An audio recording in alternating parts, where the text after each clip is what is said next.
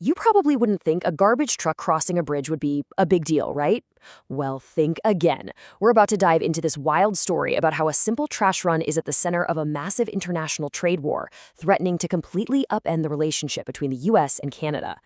So here's how we're going to break it all down. First, we'll look at the shocking scale of this problem. Then we'll dig into the money, the economics that drive the whole thing. And then we'll see how this kind of local issue just explodes into a geopolitical chess match that's all tangled up in some really complex international trade rules. All right, first up, you really have to get your head around the sheer physical reality of this waste corridor.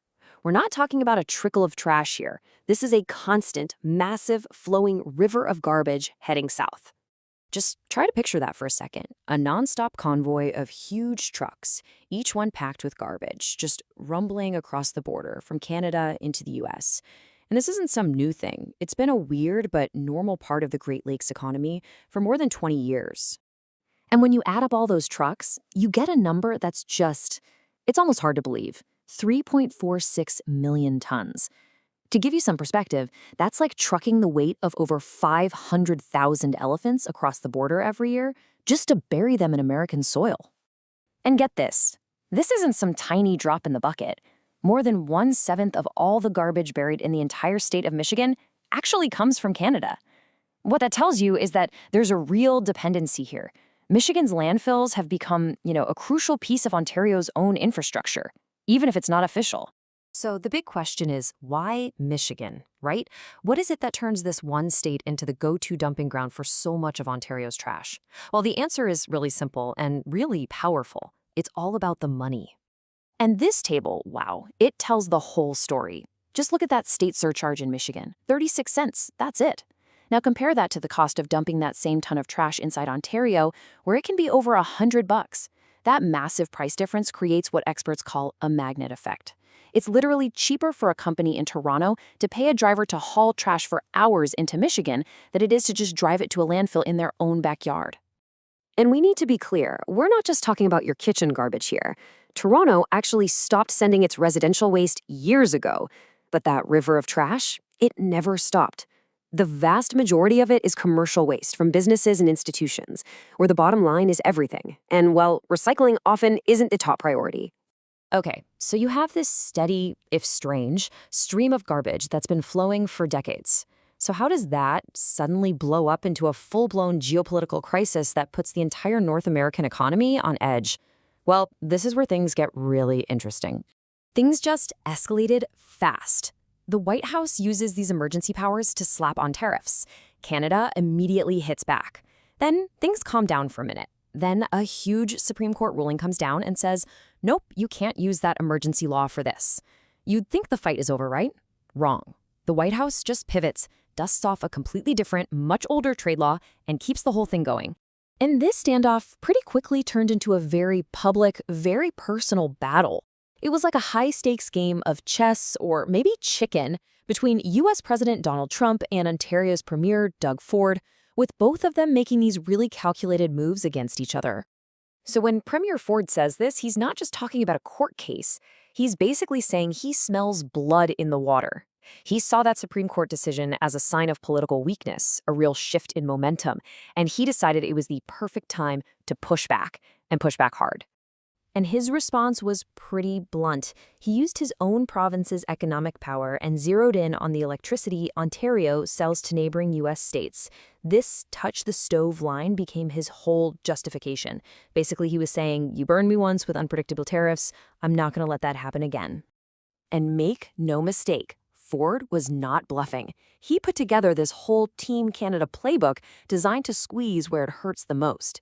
He used the power grid, he used the province's total control over alcohol sales, and he even used his key role in the upcoming trade deal review, all as bargaining chips in this incredibly high-stakes game. So, with all this chaos, how are businesses in Canada and Mexico supposed to survive? Well, their main defense, their primary shield, is the big trade deal that runs the continent, the USMCA. But, actually using that shield is a lot harder than it sounds. And this right here is the key. Those new tariffs, for the most part, they don't apply to you, as long as your goods are USMCA compliant. And that as long as is the multi-billion-dollar catch. The challenge is proving that you're actually following the rules.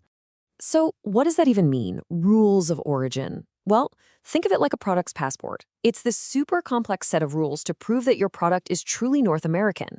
It's not just a sticker you slap on a box. For something like a car to qualify, a huge percentage, 75% of all its parts have to come from the US, Canada, or Mexico. So for a business trying to navigate this, it's an absolute minefield. This isn't just about filling out some paperwork anymore. It's a strategic, full-time job. You have to audit every single supplier, get certifications, keep mountains of records, and basically have a crystal ball to know how the political winds are going to shift next. And if you screw this up, oh, the consequences are brutal. We're talking massive financial penalties, having to pay years of back tariffs, and getting every single thing you import put under a microscope. In the US, you could even face serious legal action. So being compliant isn't just about saving money anymore. It's about basic survival. So all of this, the trash, the tariffs, the politics, it's all building towards this massive collision course set for 2026. You have two totally separate, but now deeply connected crises that are about to crash into each other. Crisis number one is political.